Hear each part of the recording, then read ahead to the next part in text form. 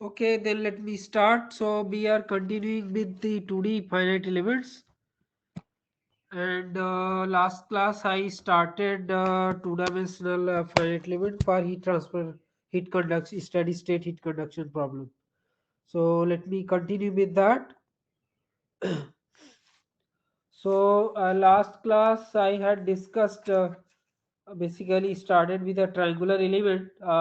Before that I did develop the element level, the governing differential equation for a two-dimensional heat conduction problem. Then its weighted residual statement, weak form, and then the corresponding integral functional. So that is what we had done, and then I started with a three-noded triangular element. Excuse me, sir. Yeah. Sir, can you please tell me, sir, what is the procedure you have to adopt, sir, for solving question number two, sir, of the assignment which you have given? Question number two of assignment.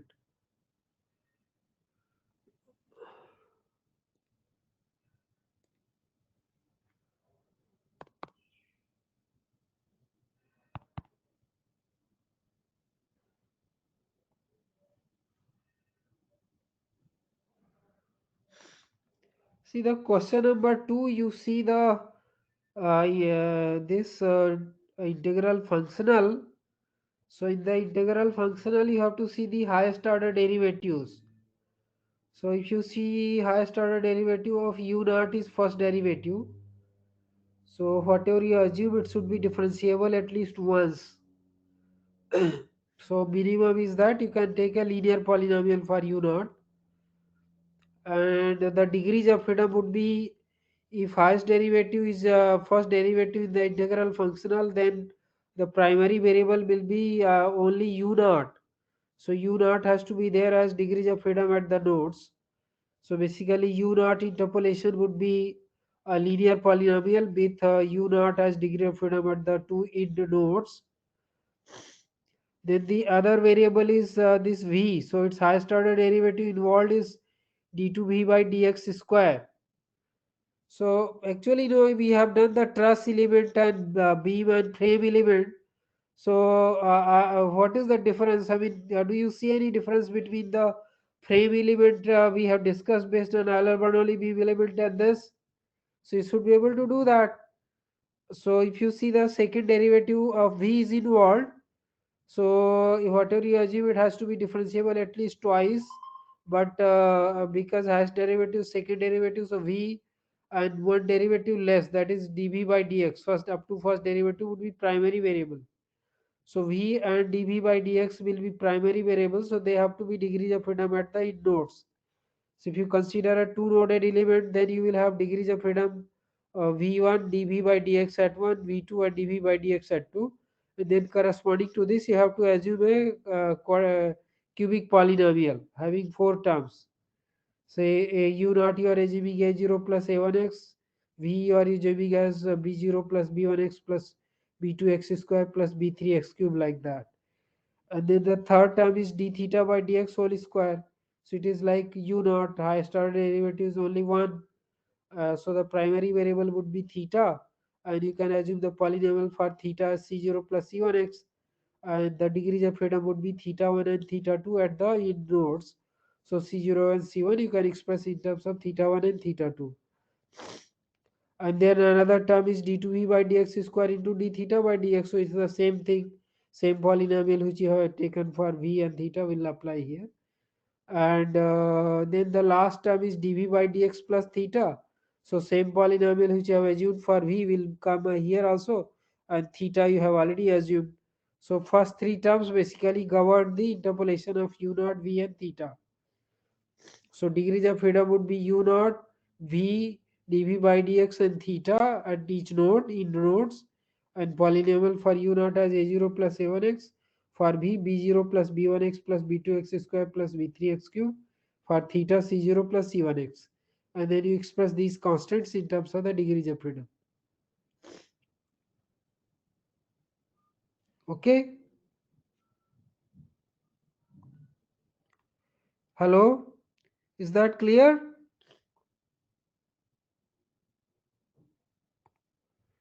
Hello, am I Yes, sir. audible? So you understood what I said? Did you follow?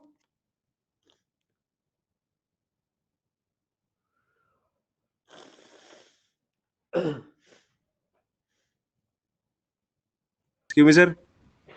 Yes. Sir, how to prove the inter-element compatibility, sir? So for inter-element, that's what I said. No, the primary variables have to be continuous at the in nodes. No, so if you have degrees of freedom, primary variable as degrees of freedom at the in nodes, you can satisfy the inter-element compatibility requirement. So during assembly, you enforce that continuity of primary variables across the elements. So that is what that statement you have to make in the assembly. U naught one from first element is equal to u naught one from second element. So like that, you enforce the inter element compatibility. Okay. Hello. Sir, can you please explain eighth question, the inclined plane? Pardon? Please say Can you, again. sir, can you please explain the eighth question, the displacement along Yes. the inclined, the process, how to go about it? Eighth question. Okay.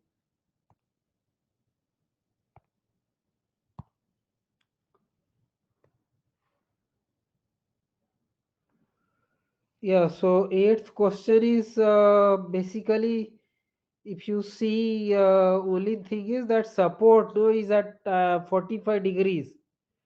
So you have to there you will have displacement at second node. You model this using one element, one Euler-Bernoulli beam element, because those are the properties which are given. So you use one Euler-Bernoulli beam element, and then no, the degree of freedom at V. What you have is uh, no, actually, yeah, not the Euler-Bernoulli, yeah, because there would be axial load because of this support. So not Euler-Bernoulli beam element, you have to use actually frame element with degree of freedom as u naught v and dv by dx. So we will have to use a two no, one frame element with degrees of freedom as u naught v and dv by dx at each node, and then using the transformation no, for the second node where the support is there on an inclined plane. So basically, if you see over here, that support is no, the beam is resting on this roller support. This side is fixed and this load is there. So you model using one Euler-Bernoulli beam element.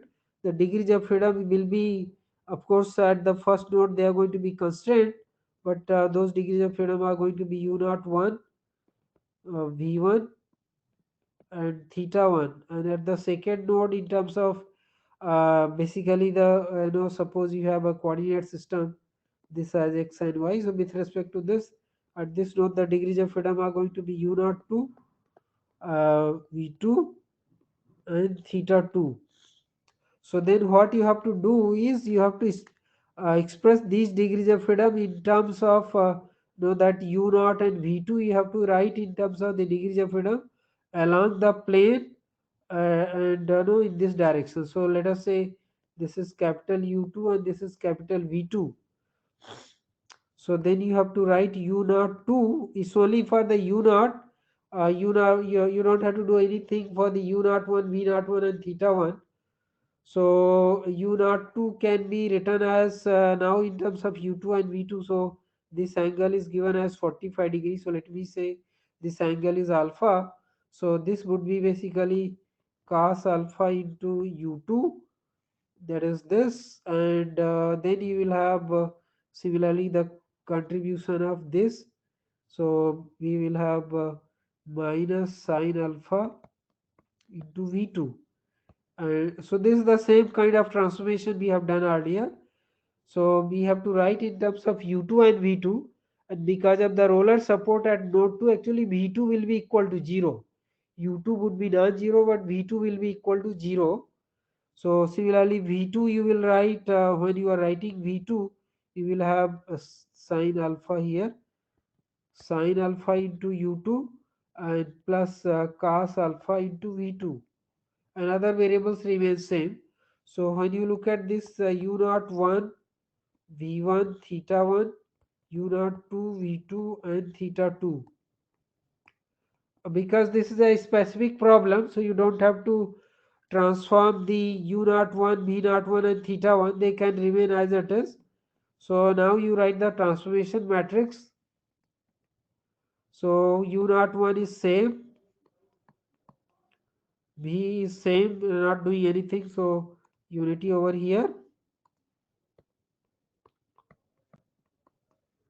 Theta 1 is same, so diagonal is unity. U naught 2 is 0, 0, 0, and then u2 cos alpha minus sin alpha v2, and then again this 0.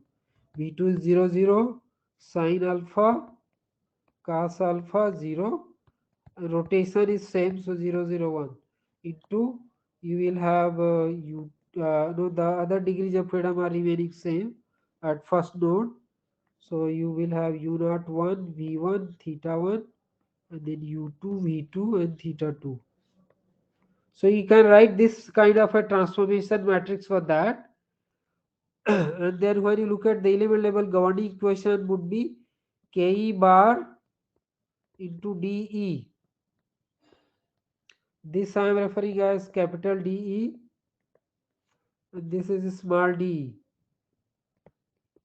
This is similar to what transformation we did. This will be equal to basically f external bar plus f internal bar, and where ke bar is going to be this matrix, if it is let us say referred to as T, so it would be T transpose into ke into T, and f external bar would be equal to T transpose into f external from in the local coordinate system xy, what I have shown, and similarly f internal for the element would be T transpose into f internal. So after this you do, then Sir, give me, sir. yeah, Sir, in this F external also we have to do transformation. yeah, Is you it have to do this. Yeah, you have to do everything. No, so if you see the way we have solved the problems of truss and frame with the transformation, so all things are transformed. You have to stiffness matrix has to be transformed in the new coordinate system. External load vector has to be transformed. Internal load vector has to be transformed, because as it is given, it is in the vertical direction, but then it has to be resolved into components along the inclined plane and perpendicular to that. So this transformation T transpose into F external will do that. So it has to be done for everything. And then when you look at the boundary conditions,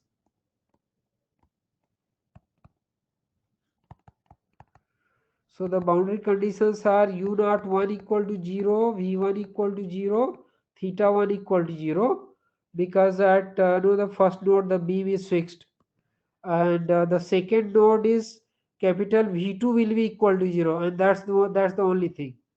So basically we'll have capital V2 equal to 0, and of course you will see the as far as the internal loads are concerned. So then you will have because it is free in this u2 direction, so the internal force in this direction is going to be 0. After the transformation, whatever internal force you get in this direction, that will be 0. And because this capital V2 is no 0, so there would be non-zero internal force in this direction. And also the moment at no, this node would be 0, because rotation theta 2 is fixed. So if I denote the force here as element is only one, so if I say this as since I have denoted this as x and y, I should have said this as say capital, yeah, so let me make that change. So now what we are doing is this as capital X and this is capital Y. So if I say that these are the capital X, small x direction, and this is Y direction. So there would be force in this direction at node 2 fx2 in element 1, there would be force in this direction. So the force in this direction. So let me show that force here. That would be Fy2 in the element 1, and there would be moment. So that would be M21. So the force along the U2 direction is going to be 0 because it is free to move in that direction. So another boundary condition would be Fx2 in element 1 is 0 and M21 would be equal to 0. So these will be the boundary conditions. Then unknowns would be, first you would be able to solve for this U2, capital U2 and theta 2. And after you have solved for capital U2 and theta 2, then you would be able to solve for this Q11 corresponding to this, and S11 corresponding to this, and M11 corresponding to this, and you would be able to solve for Fy21 corresponding to the direction. So this is like a frame element. Ultimately, it requires you to use the frame element because the boundary conditions are on an inclined plane. So your structure, the support beam is resting on an inclined plane. So you'll have to do the transformation. So is that clear? Yes, sir. Sir, also in question it was given it was a rod element. So how do we interpret? We have to start with a beam, rod, frame, or truss. What will be the first step You before should be able to taking? make which question number are you talking about? Sir, this question only it is in the question written as find the displacement along the inclined plane for the rod. So yeah, that's what, no, the displacement along the inclined plane. That is what you have to find out U2, no? Yes, I, sir. I It think is that's when you were still rod asking. and This variable. That is what you have to find out. U2. That would be yes, the sir. displacement of node 2 along the inclined plane. Yes, sir. Sir, you just now told that we have to do it in terms of frame element. Yes. So in that all three nodal degree of freedom will be considered and we have to solve it accordingly. So then ultimately what, that's what I said. No, this V2 would be 0. That is what I Yes. discussed. So I think you didn't follow. That means this No, V2 sir, is I 0. understood that. Yes, sir. This V2 would be 0 and you are asked to find out U2. So I Yes, have sir. explained the complete problem that no, you can solve for Yes. no, this U2 and theta 2, and then you can solve for the forces at node FY2. 1 and for remaining forces at node 2. That's the complete Yes. solution. And then you Yes, can sir. also calculate the stresses anywhere within the element. So that is similar to what we already discussed about the in the frame element examples. Yes, sir. Yes, sir. Okay, is it clear or no?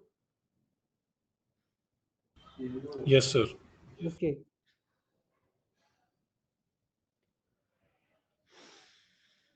Is there any other question? Yes, sir. Yes, tell me. Sir, in question number 10, sir, uh, sir, how we have to solve this question means we have to Sir, consider the same potential. question only, sir. This is Sir, same I we have have doubt. discussed in the class. This question is discussed in the class actually. Question number 10 is done in the class. I mean, there are minor changes that there is a concentrated force somewhere and Sir, there is a then distributed force. do we need to consider three noded frame element for where No, this 10Q we is? haven't discussed three noded frame element. No, we have discussed only two noded frame element. So you have to use only two noded frame element. Then One option is that you discretize the vertical member into two elements and the horizontal member using one element. That's the minimum thing you can do. Or the other option is, even for the vertical member you can discretize using only one element, but then you have to take care of this concentrated force through the one concept I had discussed, that if no there is a concentrated force anywhere in between the element, how to calculate the load vector for that. So if you look at that discussion, you can solve this problem using two elements, one frame element for the vertical member and one frame element for the horizontal member. yes, sir. Sir, the potential or that consist lump sum, which way we have to? No, for consistent, and you are saying consistent load vector and lump load vector, you use a consistent load vector. But this is a 10q, that force you see is a concentrated force. It is acting at one particular node. So that is what you have to take care through the concept I had discussed, that if you have element and there's some in between the element there is a concentrated force or moment. So how to calculate the load vector for that? Yes, sir. Considering potential of that. Yeah, considering potential of the force, yes. The load vector was derived from the potential of the external force. So yes, that is true. Yes, sir. Okay. Excuse me, sir. Yeah. Sir, in the eighth question only, sir. Eighth question, what? Yes. Sir, in the second node, Huh? Yes, in the second node.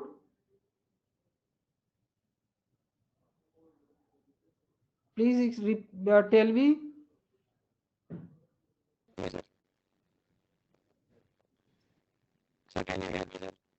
No.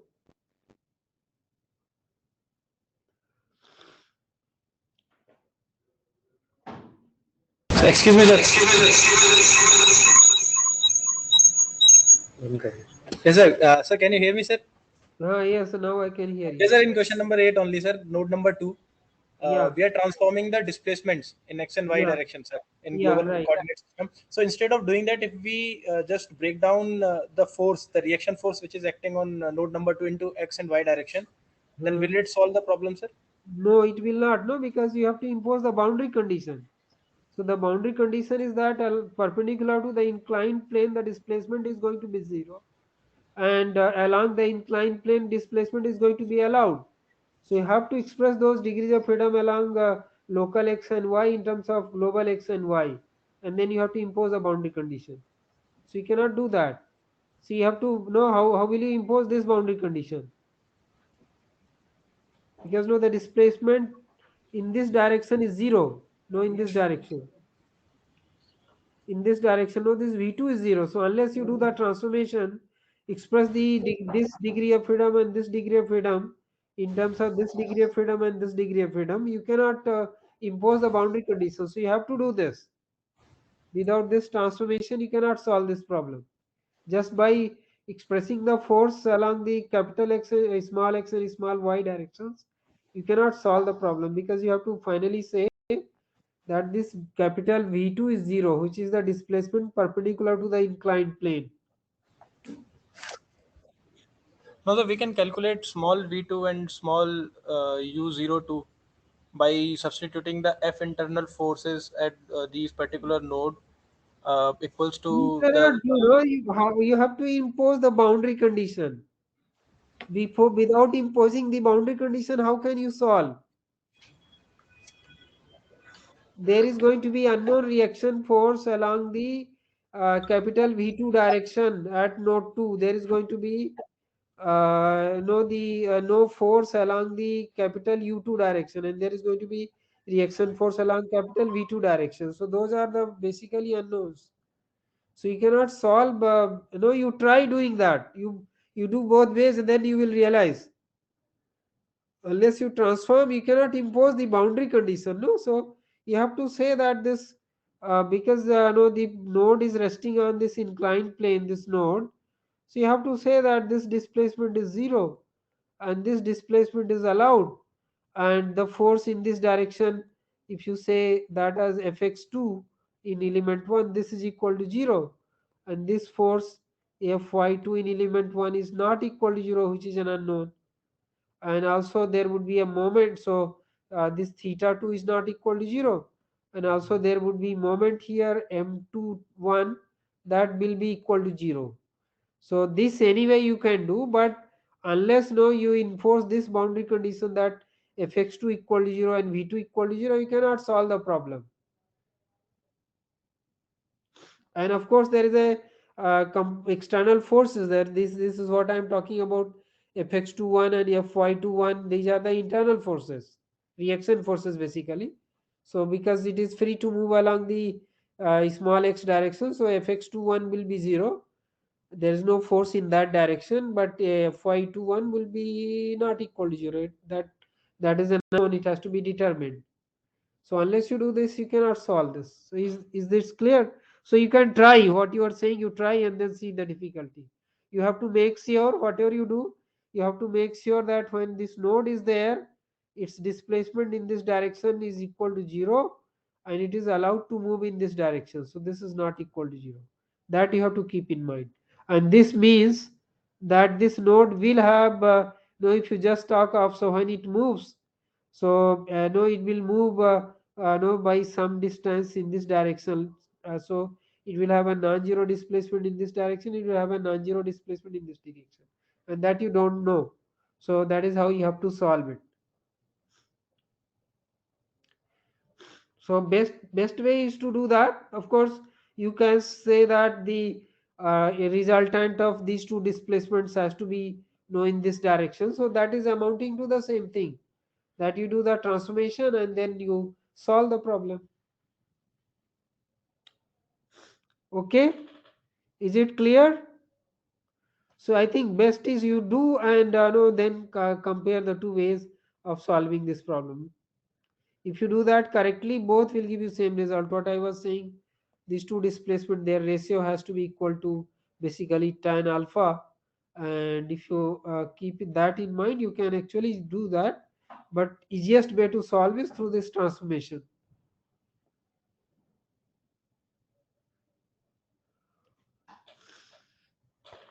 Okay. Yes, sir. Sir, in question number 10, as you right now told that we can discretize this element, vertical Yeah. element into two elements. Yeah. So, but initially in the question it was mentioned that we have to consider it as a one element only. So I have if no, we I are didn't say considering that. it as I haven't said anything like that. I said model the frame structure shown using one element. Acha, okay, I have already said that.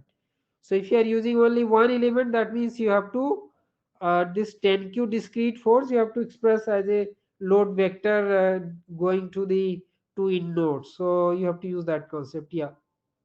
Yeah, it is said that one element. So if it is one element means this concentrated force 10q you have to using that concept which I had told through the potential of this force, you have to calculate the contribution to load vector at two in nodes of this element and then solve the problem. Take care of the directions of the forces. So the sign you have to take it appropriately. so can it be solved considering it as a one element member, sir? Yeah, that's what I said. No. So for that we have to change, I think, F external. We have to calculate F external for this, considering it Yeah, as a one element. you have to calculate that. Yes, that is what I am saying. I have already discussed one concept that if there is an element and there is a concentrated force or moment in between the two nodes of the element, then how to calculate the external load vector. So that you have to calculate from Sir, that can you, concept. sir, can you please just revise that concept briefly, not completely? I think you people have to Please study. write No, it. so you cannot Yes, sir, we keep are doing studying. this. Sorry, sir, but just a brief about that concept, please. No, that's what I had said. No, that suppose no, there is an element and there is a this is a local coordinate system x and y, and there is a concentrated force, let us say, at somewhere here. So then you will write the potential of this is going to be potential is going to be basically v at x is equal to whatever is the location. Let us say the location is x1. So x is equal to x1 into p, that is going to be the potential. So if I just write it as potential as ip for p, of course we'll have a minus sign.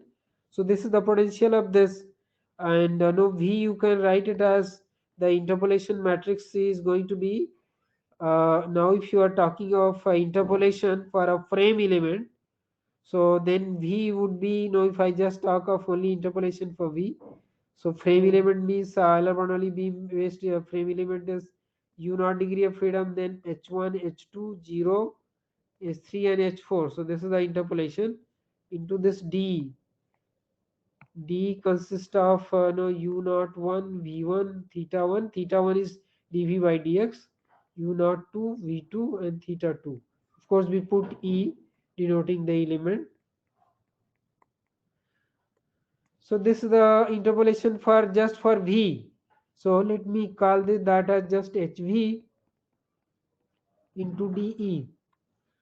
So you can write this as minus DE transpose into HV transpose but evaluated at x is equal to x1 into P. So if you look at the load vector, this part is the big, it will when it goes to the right hand side, this minus will become plus. So this is going to be the load vector. So that means this is HV. Its transpose will become, no, it's a row. It will become a column, and you have to evaluate this H1, H2, H3, H4 at capital X is equal to X1. In the given problem, it is basically zero point 0.5. That is what is given. So you put that and then get this load vector. This is going to be the load vector which will go on to the right hand side. Because when we take the variation of total potential energy functional, this goes out in delta D. So only this will be the load vector. So you can say for that the F external for this is going to be essentially simply HV transpose evaluated at x is equal to x1 into P. This will go on the right hand side. So this is what you have to do. Is that clear? Yes, sir. So we'll have external node only on the right hand side. On the left hand side, nothing will Yeah. be there. Left hand side you have only the stiffness matrix into the vector of elemental degrees of freedom. No, the right Yes, hand sir. side Yes, you sir. will have external flow force and also the internal forces at the two nodes. Yes, sir. Okay.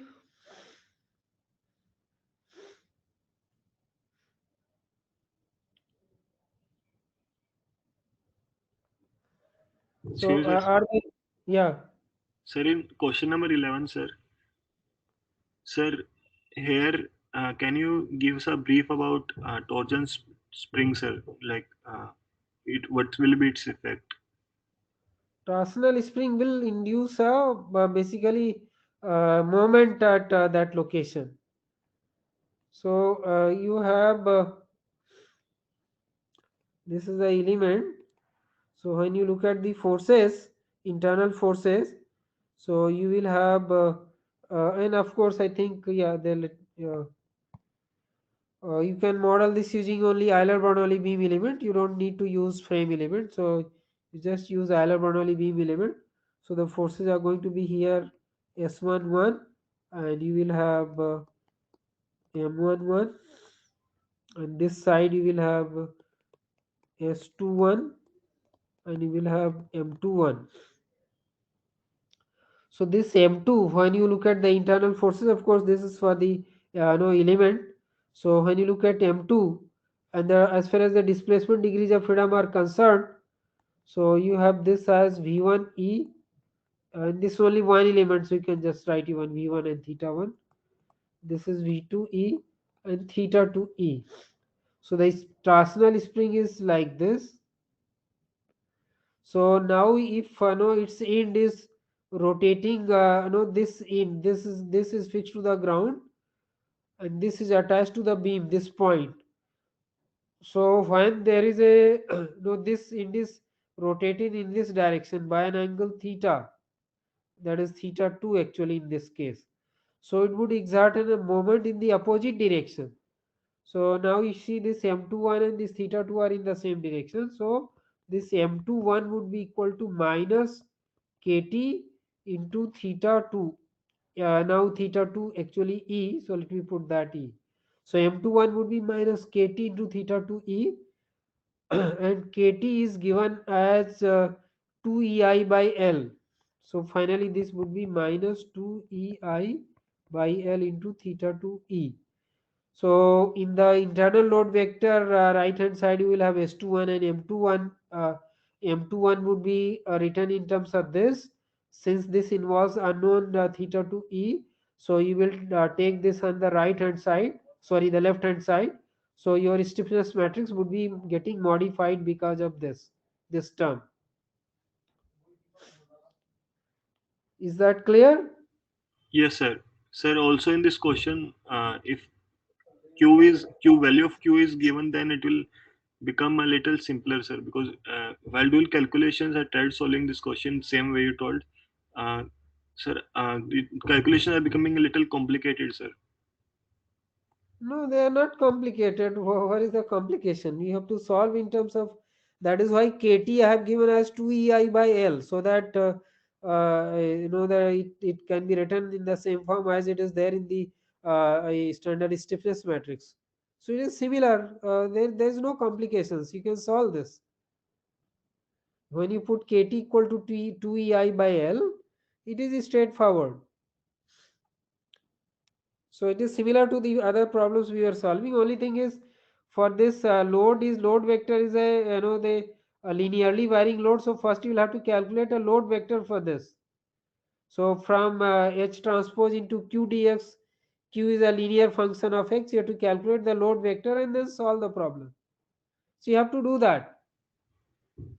Yes, No, you have to do those calculations. See, when you are when you want to pose these as design problems, so first you have to express the solution in terms of the variables, and then given the design constraints and the inputs, then you find out the quantities which are not known, particular the dimensions and all. So you should be used to solving problems in terms of variables, not in terms of numbers. Sometimes yes, numbers also there, but you have to solve in terms of variables only, and it is not complicated. We have done these kind of problems earlier also. Yeah, we should ultimately solve only two equations, simultaneous equations for v2 and theta 2. So that can be done easily, those two equations, solution of two equations. For 2 by 2 matrix, easily you can find out its inverse and solve the equations. So what is the problem? yes, sir. Okay, so are there any other question? Anybody? And so, you didn't ask that, but if when you look at question number 9, so in question number 9 at center, no, where there is a load P.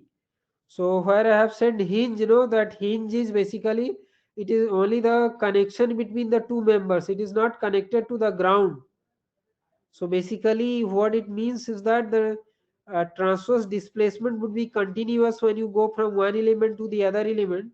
So you need to model this using two elements, and at the center node the displacement v would be continuous. So that is v21 would be equal to v12, that is v is the displacement, but theta would be different. So you have to treat at that node three unknowns. V basically, let's say v2, which is common to both the elements, but then you will have theta 21 and theta 12. So there would be 3 degrees of freedom at the center node. So when you are solving that, you please take care of that. So what I am saying is this, question number 9, since you have asked so many questions, so I felt it is. So there is a hinge joint at this location, and the other end side is fixed. So it is fixed over here, and then there is a force P. So when you look at the degrees, when you assemble these two elements, so your assembly has to be such that when you are bringing in the contribution of each element, the degrees of freedom, because there is a hinge joint, so the rotations, the two, this side and this side will not be same. So the degrees of freedom would be v1 theta 1, and then you will have v2, and then you will have theta 2 1, and you will have theta 1 2, and then of course you will have v3 and theta 3.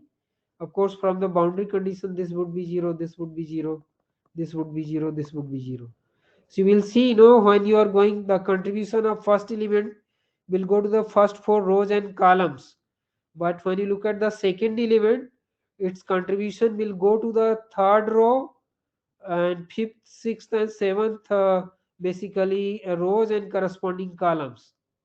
And then you will have to solve for v2, theta 2 1, and theta 1 2. And that is how you will be solving this problem. Of course, net force at this location is a vertical force in the negative x direction, negative y direction. So you'll have to take care of that. Okay.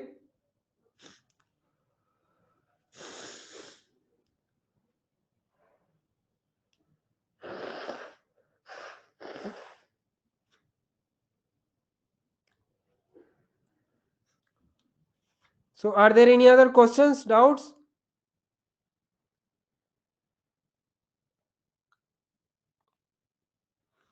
Okay, then let me continue with what we were doing. So no, last class, if you remember, I was discussing this three-noded heat conduction element. So this is the element, and I have no. I said this is node 1, this is 2, this is 3. The coordinates are x1, y1, x2, y2, x3, and y3. These are the coordinates. If you have some point in between the element P, its coordinates are x and y, and the origin can be anywhere. So this is xy. So we had defined, the three area coordinates L1, L2, L3, and then next is we need to look at this gradients of the temperature. So for that you need the derivatives of basically the shape functions. So if you remember L1 we had said it was 1 upon 2 into AE, where A is the area of the triangle, and this was 1 xy. That is when I am defining L1 is corresponding to node number 1, this node. So for that we take the triangle in front of 1, that is triangle P23. So coordinates of P are 1xy, coordinates of 2 are x2, y2, so 1 x2, y2. Coordinate of node 3 are x3 and y3. So this was your L1. And L2 was similarly 1 upon 2 AE. 2 L2 is corresponding to node number 2. So we take the area of the triangle P31 divided by the total area.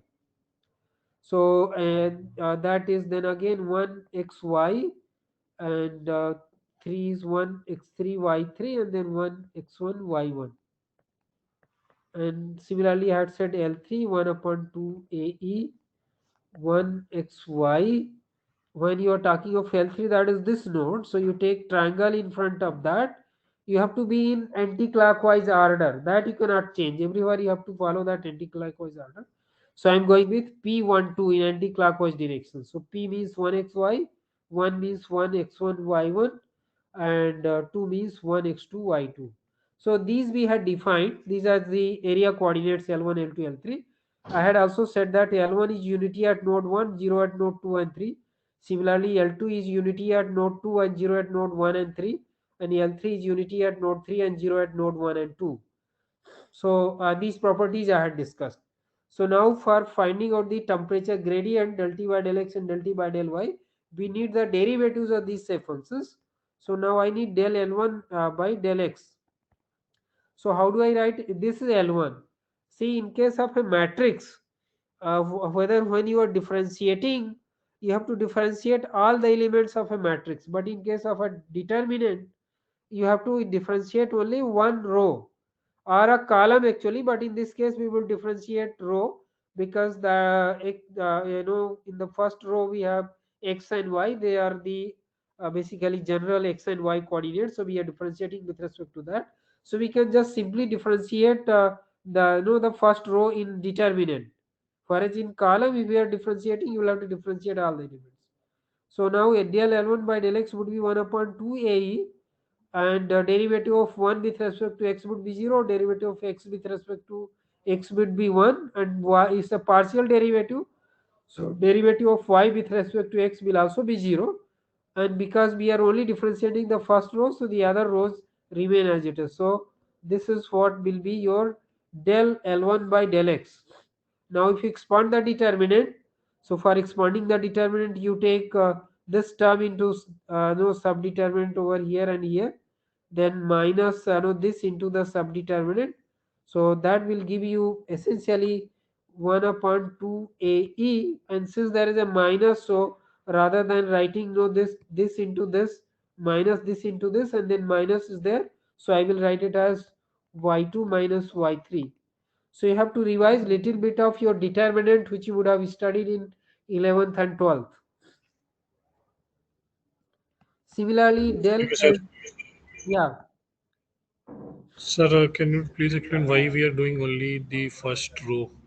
You've just because told some in concept. the determinant, when you are expanding this determinant, you will expand the determinant no in terms of one row. So because those are the only in the determinant, that is when you are expanding. So say how will you write this determinant? Let me. I think yeah. Okay. So I think probably you have forgotten all the concepts of what you would have studied. So L1 is equal to 1 upon 2 AE. How will you write this? No, when you are expanding the determinant, you will write this 1 into this minus this into this. So it would be x2 y3 minus x3 y2. That's the first term. Then plus when you are writing x, you can actually write minus x. Then you will have 1 into y3 minus no, that is this into this minus this into this, but that minus I am not writing over here. So it will become y2 minus y3. So it would be y2 minus y3. And then plus y, I am expanding this determinant using first row. So when you are taking y, that means it would be this into this minus this into this. So it would be x3 minus x2. And now when you want to take its derivative, so the derivative means you will this is a constant term, this is function of x, and this is a function of x y. So del L1 by del x would be simply 1 upon 2 AE. This is derivative 0. The second term would be giving you y2 minus y3. Derivative of this y, because y is the only, x and y are the only unknowns, that term would be 0. So ultimately it is coming out like this. So why I am only differentiating the first row? Because when we are expanding the determinant, we would be expanding using only one row. So in the determinant, we just Yes, differentiate or sir. Yes, sir. differentiate that.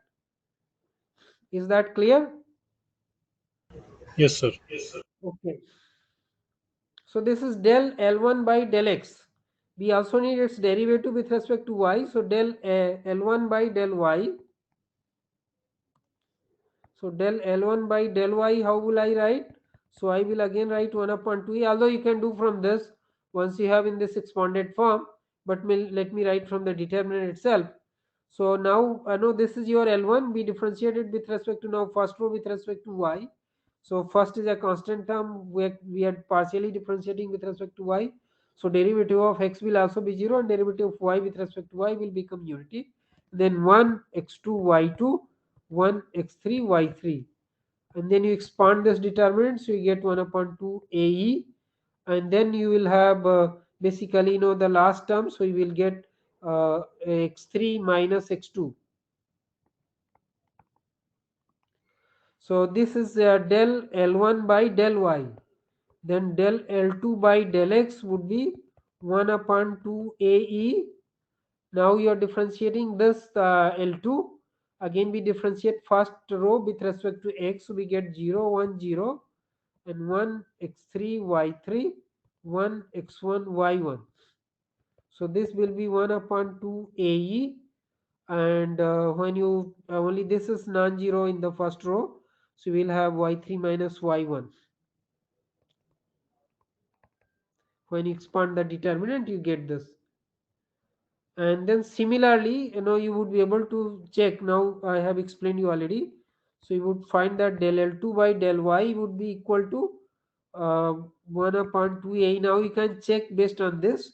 It would be x1 minus x3, and then del L3 by del x would be similarly you can check that del L3 by del y is going to be 1 upon 2 AE into uh, del L3 by del L3 by del x will be y1 minus y2, and del L3 by del y would be equal to 1 upon 2 AE into x2 minus x1. You will notice one more pattern here, that if you look at del L1 by del x, so that is coming as y2 minus y3. And now in the cyclic order 1 2 3, now if you replace this 2 by 3 and 3 by 1, you basically get the next one. So you see this is y3 minus y1. So we increment this by 1, so this becomes 3, and 3 becomes 1, so you have that. And then when you go to L3, so you see del L3 by del x is now this in the cyclic order, that is you have 1 then 2 3, so you go in this direction. So now in 3 becomes 1 and 1 becomes 2.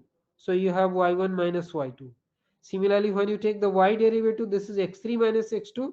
Once you have written 1 correctly, so then 3 becomes 1 and 2 becomes 3. So it is x1 minus x3. And then 1 becomes 2 and 3 becomes 1. So you have x2 minus x1. So that is how these derivatives are coming. So these are the derivatives of these area coordinates, which are the shape functions. So finally we write del t by del x and del t by del y, that is what is appearing in the integral functional. So this will be equal to, we know that t is L1 t1 plus L2 t2 plus L3 t3. So derivative with respect to x will become del L1 by del x, del L2 by del x, del L3 by del x into the degrees of freedom, and the elemental degrees of freedom are 3, T1E, T2E and T3. And similarly del T by del Y would become del L1 by del Y, del L2 by del Y and del L3 by del Y. And now since we have already written the derivatives of L1, L2, L3 with respect to x and y, so we can substitute that. So del t by del x and del t by del y will be equal to, each is in terms of 1 upon 2a. So let me take that as a common. In a matrix, of course, it is taken common from all the elements. So del L1 by del x is y2 minus y3 upon 2ae. So inside you write this, and similarly y3 minus y1 and y1 minus y2. And you have x3 minus x2, x1 minus x3 and x2 minus x1. Another difference you would see here, in the first row it is y2 minus y3, but the second row is x3 minus x2, so that 2 and 3 are interchanged. So then next is y3 minus y1, and below that x1 minus x3, y1 minus y2 and x2 minus x1. And then of course this you have t1e, t2e, t3, elemental degrees of freedom. And as usual, this be denoted by matrix B, which is no the earlier we were calling it as strain displacement matrix. Here you can say temperature gradient matrix. So into dE, and d is the vector of elemental degrees of freedom, in this case the temperature values. So basically this is B and this is dE. D is the same vector of elemental degrees of freedom, that is values of temperature at nodes 1 2 and 3 of the element.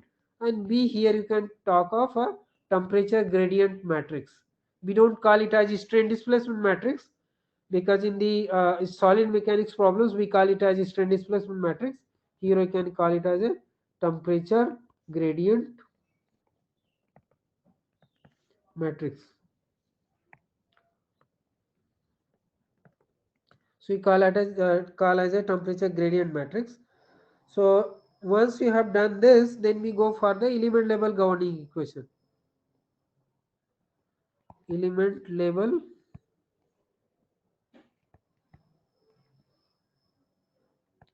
governing equation.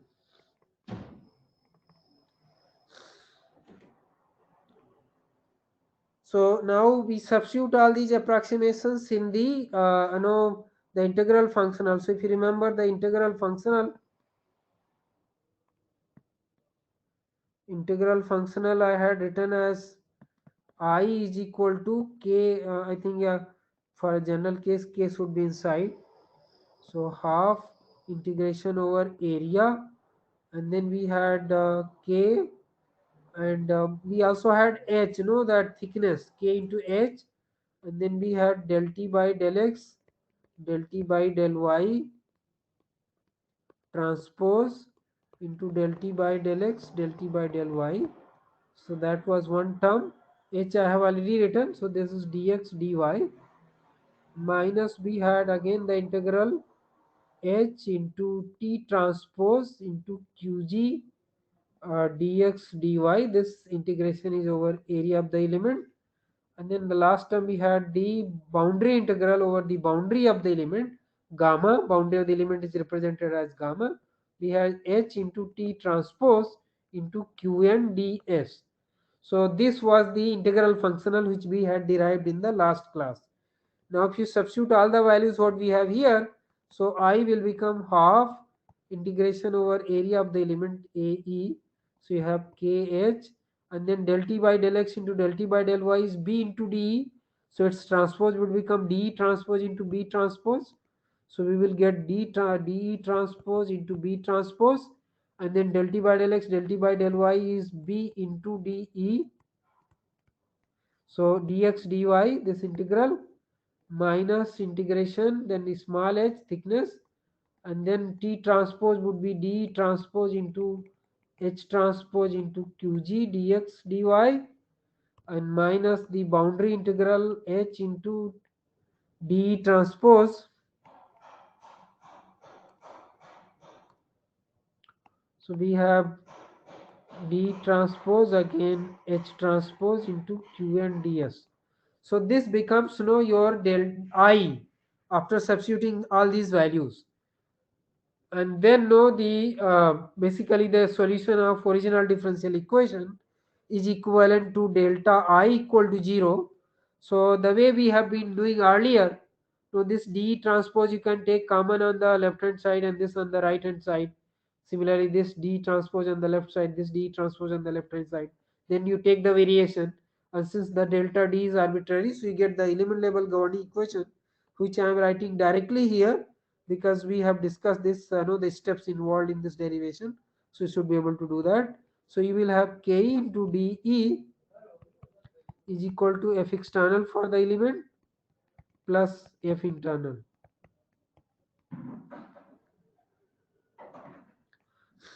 And now if you look at this KE would be equal to integration over area of the element and into H into K, and we have now this B transpose B dx dy.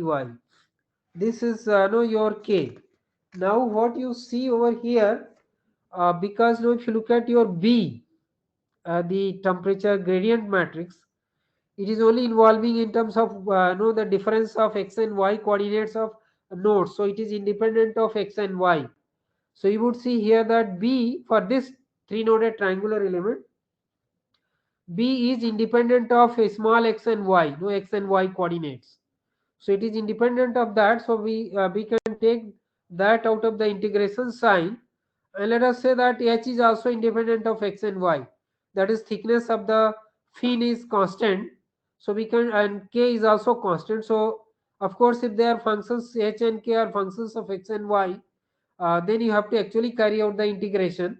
But as of now, b transpose into b is a constant because b is independent of x and y, so that can be taken out of the integration sign. So this will become simply h into k into b transpose into b, and then integral ae dx dy, and integral ae dx dy will just give you the area of the triangle. So this would be simply ae. So you can say that no, for this element, the stiffness matrix is simply H into K into AE into B transpose into B. So this is your KE, and if you look at the F external, which is because of the heat generation, so that is going to be again integration over area of the element, H transpose, and of course small h would be there, the thickness, into dx dy. Of course, this integral has to be carried out because h is a function of x and y. H is not a constant. We know that L1, L2, L3 are functions of x and y. So this integration has to be done for a given problem.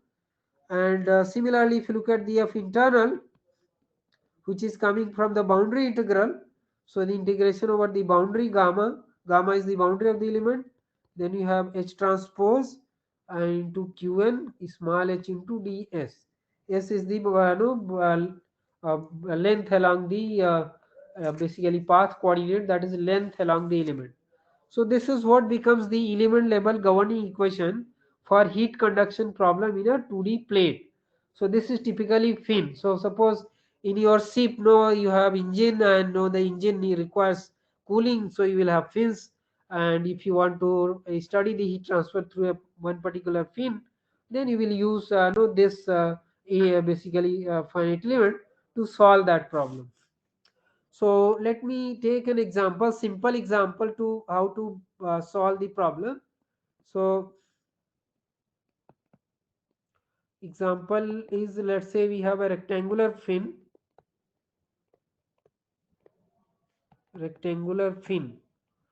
and I'm taking a, I know, a quite simplified model, although on one side it would be say connected to engine, and that may be maintained at a certain temperature. You want to maintain that no, at a certain temperature. The other end there would be convective boundary conditions, but I'm simplifying that. So let us say that no, this is the rectangle, and the coordinates are, this is x and this is y. These are the global coordinates. The dimensions are, let us say, 2 meter by 2 meters, actually square.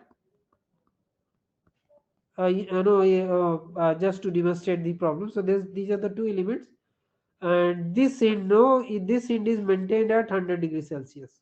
So this is at 100 degrees Celsius, and this side there is a heat is getting removed. So let me put that. So this heat here Qn, as per our notation, actually no, I have taken, if you remember, Qn was defined as nx into k into del t by del x plus ny into k into del t by del y. So this will be, no, if you remember in the Fourier law of heat conduction, we had a minus sign. So I did not introduce minus sign over here. So then this Qn is going to be negative, and let us say the value is minus 2 watts per meter square. So this is the heat which is getting removed from this plate. The other side it is insulated. So this side Qn is equal to 0. There is no heat exchange. This side also there is no heat exchange. It is insulated. So Qn is 0. So this is the problem we want to solve. And Qg is also, let us say, 0. So let us say there is no heat generation inside. So Qg is 0. And let us say the thickness h is, let us say, zero point 0.1 meters. It can be smaller than that. I'm just taking zero point 0.1 meters. So this is the problem. Now we want to find out the temperature distribution. So simplest no solution is just discretizing this into two triangular elements. So when we discretize into two triangular elements, let me take this as the element. So this is one node, this is another node, this is another node, this is another node. Let me number the nodes, global node number. So this is node 1, this is global node 2, and this is global node 3, and this is global node number 4. And let us say this is element number 1, this is element number 2. So this is the now we have to first write down the element level stiffness matrix and load vectors, and then we have to assemble, impose the boundary condition, and solve the problem. So those steps are exactly the same what we have been doing so far. So now let me consider element 1.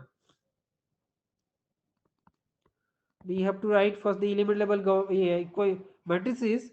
So element 1, if you look at, I'm taking this as the local coordinate. So basically the nodes are 1, 2 and 4. That means local node 1 is global node 1, local node 2 is global node 2, but local node 3 is actually global node 4. So if you write the coordinates now, x1 is equal to 0, y1 equal to 0, because that is where we have this origin. So the first node coordinates are 0, x2 will be equal to 2 meters, and y2 equal to 0. and then x4, which is x3 in terms of local coordinate, is equal to 2 meters, and y4, which is actually y3 in local node number, so that is also 2 meters. So these are the coordinates. So bracket quantities are in no local coordinate node numbers. This is also local. So now if you look at the what are the heat exchanges which would be taking across this element. So this is the element. So we have already said no here that this side no this Qn is equal to minus 2 watts per square meter. So minus 2 watts per square meter is this, and this side is anyway insulated, so Qn is equal to 0. But no, as far as this side is concerned, so this side, so because it is connected to the other part of the plate, so there could be some heat exchange. So let me denote that because now I have used this plus sign in the definition of Qn. So towards the no the normal, in the negative direction of normal, this would be positive. So let me say here that there is some heat flow from the other element to this element, and let us say that is Qn. So n is the, we are using that notation.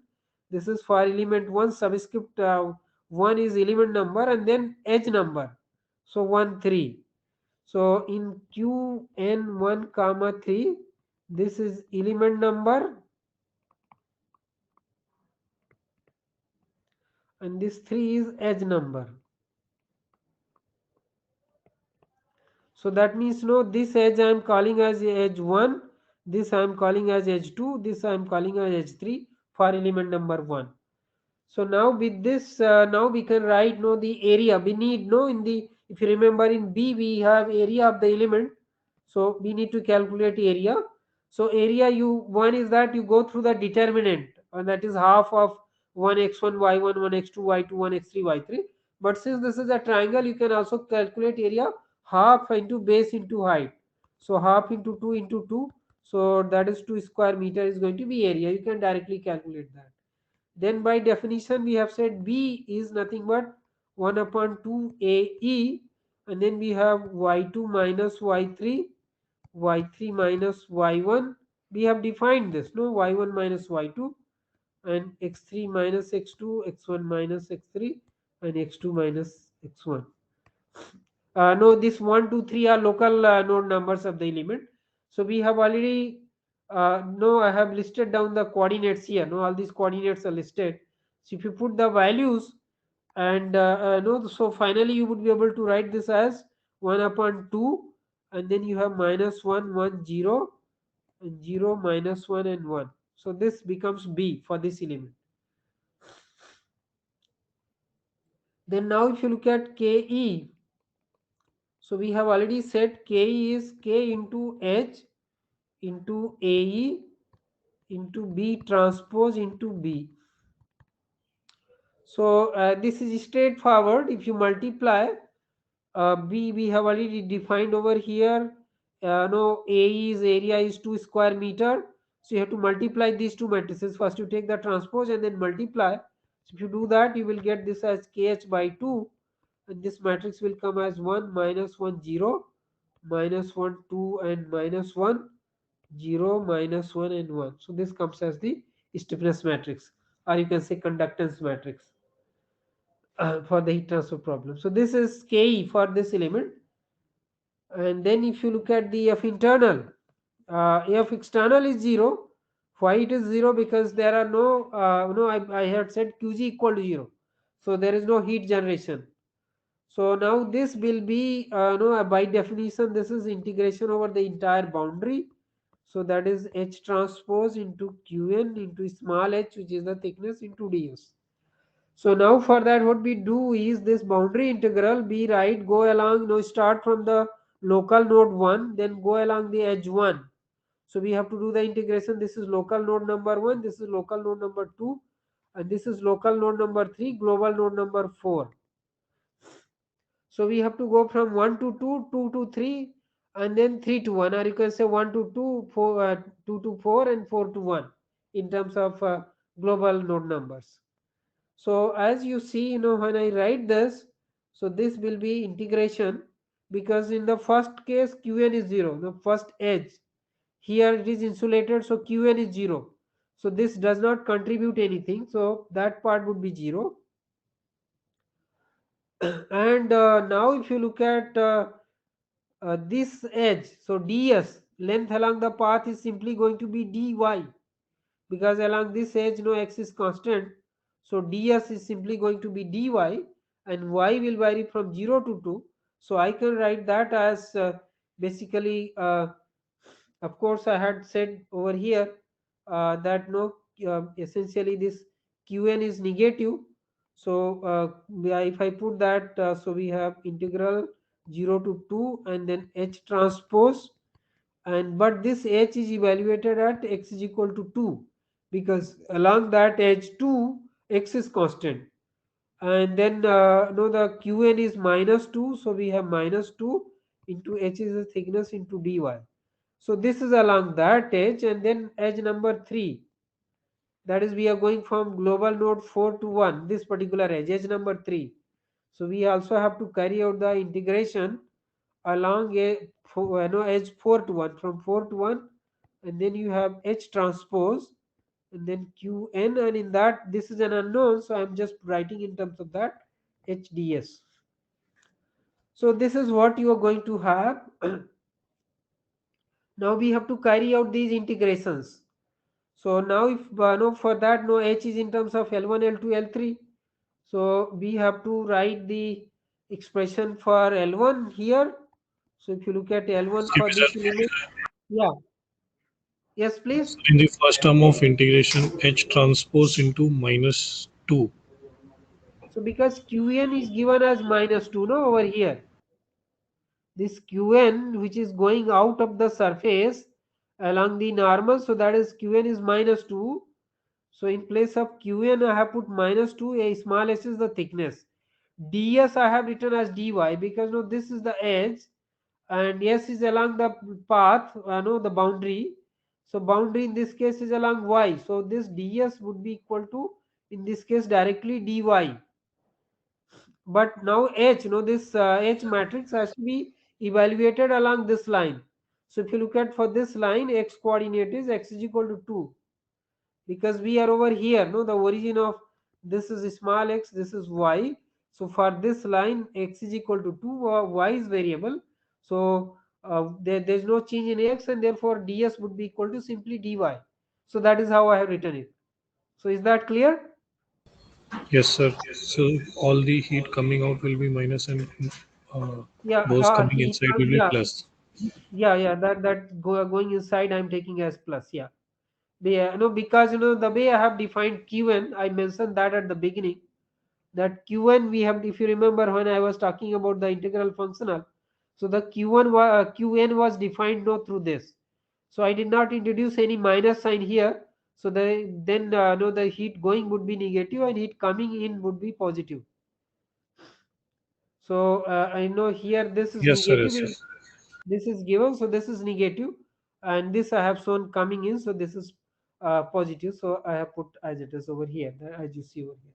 So now if you look at L1, so that was 1 upon 2 AE. AE is 2, so 1 by 4, and then it is 1 xy, and then the no, the coordinates we had basically 1 x2 y2 and 1 x3 y3, and those coordinates are then basically 1 and 2 0, that is coordinate of node 2, and the coordinates of global node 4, so 1 2 2. So if you expand this determinant, finally this comes out as 1 minus x by 2. If you look at L2, 1 by 4, and then again 1 xy, and then put those coordinates, so you get the coordinate 1 2 2 and 1 0 0. So this comes out as basically x minus y by 2.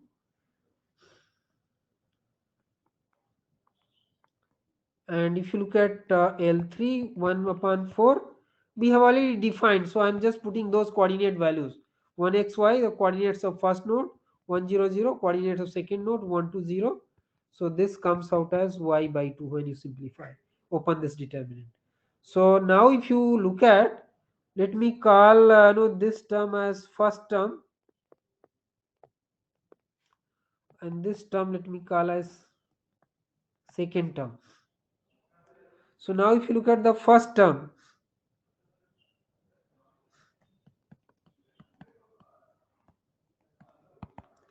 first term is no 2h can no this minus 2h can be taken out of the integration. We are taking this thickness h constant, so we will have minus 2h constant, and then integration is from 0 to 2, and h transpose would be nothing but L1 L2 L3, and now we have to calculate L1 L2 L3 at x is equal to 2. So we will find that L1 at x is equal to 2 is going to be 0. So when you look at this first term is going to be 0, and at x is equal to 2 this will become basically 1 minus y by 2. So you can write this term as 1 minus y by 2, and this term of course is simply y by 2. So this you will have into dy, and if you carry out this integration, so finally you will find, I know if you carry out this integration, you will have minus 2h. So I hope this is clear. No, H transpose is L1, L2, L3, and L1, L2, L3 are defined here, but they have to be evaluated at x is equal to 2. So when I put x equal to 2 here, this becomes 0. L1 at x equal to 2 becomes 0. L2 at x is equal to 2 would become 1 minus y by 2, and L3 will remain as it is. So now if you carry out this integration, so first term remains 0. The second integral after putting the limits would become this. So this is how the first term would be there. Now if you look at the second term, so second term is basically, no, let me take h outside, the integration is 4 to 1. This 4 is global node number, and then we have to take no this L1, L2, L3 along this line. So this line, as you see, because this is a square, so equation of this line would be x is equal to y. So we have to evaluate no L1, L2, L3 along x is equal to y. So when you write that, so L1 no x is equal to y, or y equal to x. Let me express it in terms of x. So first will be L1, which is 1 minus x by 2. Second is x minus y by 2. So when I put y equal to x, so it would become 0.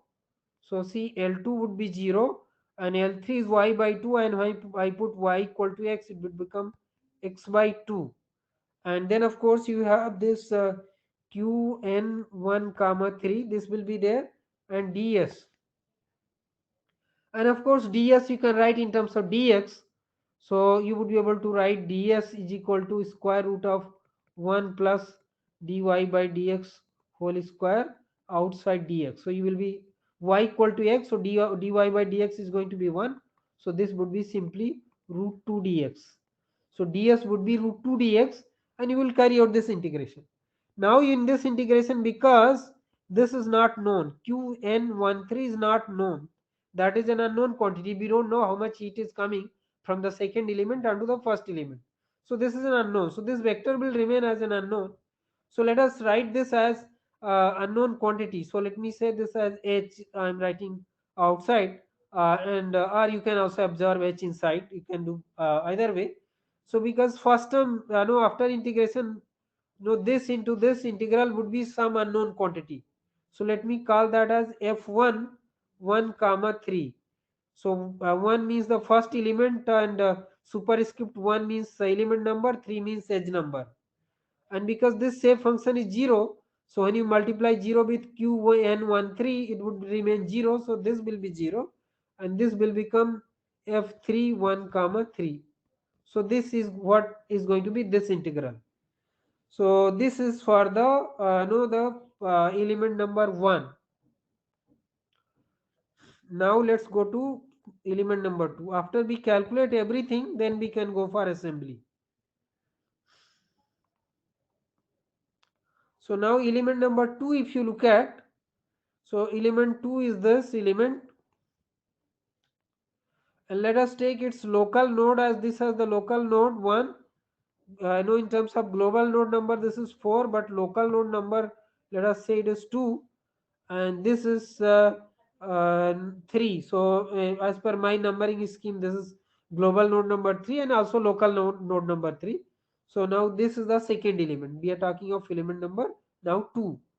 In element number 2, this edge is insulated, so this Qn is going to be 0, and no, this one edge 1 3 is maintained at a temperature 100 degrees Celsius. So there would be some heat flow from the source where it is connected, and but that is an unknown, we don't know that. What we know is the temperature on this edge. So let us say this is edge number 1 for this element, this is edge number 2 for the element, this is edge number 3. So this, let us say this is Qn for element number 2 in edge number 3. So this is Qn23, and also from the element number 1 there would be heat coming onto this. So let us say that that is also an unknown. So let me write this as Qn for element number 2 in edge number 1. So this would be Q21. So yeah, this is all the heat fluxes. So this Qn23 is known, Qn2n is also unknown.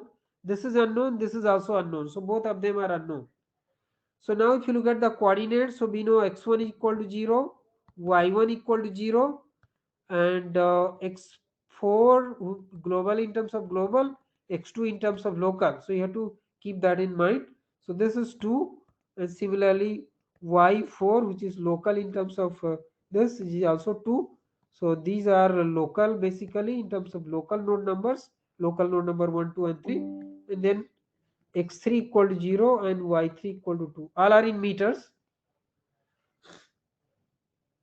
For this also area you can write directly, half into base into height, so would be 2 square meter. Then when you write b, so b now the same definition is the same in terms of local coordinate system. This is the definition of b matrix. So if you put the all the x1 x2 x3 y1 y2 y3 for the element, you keep in mind that in the definition of b, x1 x2 x3 y1 y2 y3 are in terms of local nodes, that is local nodes 1 2 3 of the element. So you will be able to see that this b would be half 0 1 minus 1. You should be able to calculate minus 1 0 and 1. And then when you write now this element double stiffness matrix for the second element, that would be kh into ae into b transpose into b. So now you have defined b. So finally you would be able to say that no ke for this element would be kh by 2 1 0 minus 1. These calculations you can cross check, you must cross check, then only you would be able to solve other problems. Minus 1 and 2. So yeah, this is yeah, stiffness matrix for this element.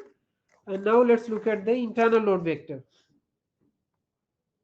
So I think I just want to conclude at internal load vector, maybe assembly and solution I will continue in the next class.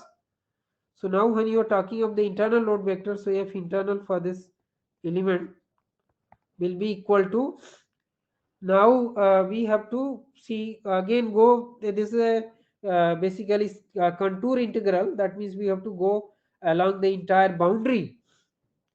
So when you are going in along the entire boundary, so we start from now the first edge, which is edge number 1. I said no, this is edge number 1, this edge from global node 1 to 4. So we need to carry out the integration from 1 to 4, 4 to 3, and 3 to 1. So we will write that as integration 1 to 4 H transpose. When you say H, no, 1 to 4 means it is evaluated along edge 1 4. So edge 1 4 is a y equal to x. So H has to be evaluated along y equal to x and then integrated. And then you have Qn element 2 edge 1 and into H, that is thickness into ds, plus integration along 4 to 3. Then I am going from 4 to 3, that is no this edge, I am going like this. You have to move in the anti-clockwise direction, so you are going like this. So now 4 to 3, and then again H transpose along that y is constant, that is equal to 2. So in H you need to substitute that, and here we will have Qn 2 comma 2 H into ds. But because this edge is insulated, so this is actually equal to 0. So this contribution will be equal to 0. And then you have integration from 3 to 1, and then you have basically this H transpose into Qn in element number 2 H number sorry 3 H ds. So this term is already 0 as I said. So you will left with only two, this term and this term. And in both these terms Q21 and Qn23 are unknowns. So now the way I have done earlier, so you for this element you can write an L1. So again the formula is the same, 1xy, 1x x2 y2 and 1 x3 y3. So if you use that formula you will find that this will come out as 1 minus y by 2, and I am writing directly, please cross check. L2 will come out as x by 2 from the same determinant. Now only thing is you are doing for the second element with local no x2 y x1 y1 x2 y2 x3 y3 for the local nodes 1 2 and 3, which are global nodes 1 4 and 3. So L3 is similarly coming out as basically minus x plus y by 2. So now if you evaluate these integrals, so now let me continue with this f internal. Now first one is along edge 1 to 4. 1 to 4 means y is equal to x. This edge is this global node 1, this is global node 4, y equal to x. So in the shape functions if you put y equal to x, L3 will become actually 0. So if you put y equal to x, now this integral is of course along 1 to 4. The integral is 1 to 4, and because I had this in the first element, I had this integral from 4 to 1. So I want to write that also from 4 to 1. So I will introduce a minus sign. So this integral I am writing minus integration 4 to 1. Why? Because it was 1 to 4. I have introduced this minus sign and made it 4 to 1, so that it is similar to what we had there. And then of course no, in H if you see, when you look at H, so L1 would be y equal to x means 1 minus x by 2. L2 would be x by 2, and y equal to x, L3 would become actually 0. And then you have here no essentially this Qn 2 comma 1 H, and ds of course will become root 2 dx, so the way we did earlier. So but I am writing it as ds. So this is the first term. The second term I am retaining as it is, that is this term. This is anyway 0. So integral 3 to 1, and then no H transpose, when you look at along that edge, no this is along 3 1. H31 is this edge, no, from 3 to 1. Here your x is equal to 0, y is variable, x is equal to 0. So when you put y variable and x equal to 0, so x equal to 0 means then this will become 0. No, L2 would become 0. So we will have basically here 1 minus y by 2.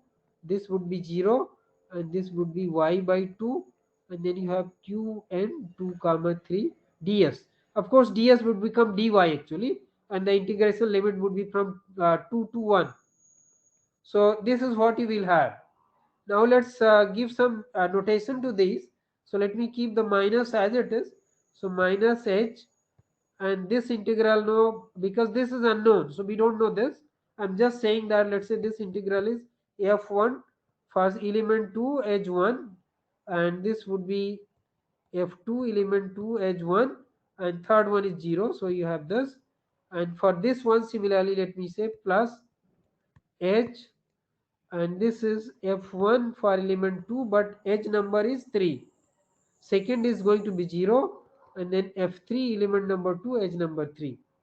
So these are all unknown values, because this is unknown, this is unknown. So we are just postulating that what are 0 and what are non-zero. That is what we are doing. So once we do this, then next is assembly, imposition of boundary condition and solution. So that I will continue in the next class. So I stop here. If you have any doubts and questions, you can actually ask. So I stop here. Thank you all for your attention. हाँ हाँ हाँ बस खत्म हो हाँ yeah. So are there any questions, doubts? So I want to stop here. Anybody? Yes, sir. We have also class. Okay, so then I stop here. Thank you all for your attention. So please do go through this carefully, each and every step, and if you have any doubts and questions, you can ask in the next class. Yes, sir. Thank you, sir.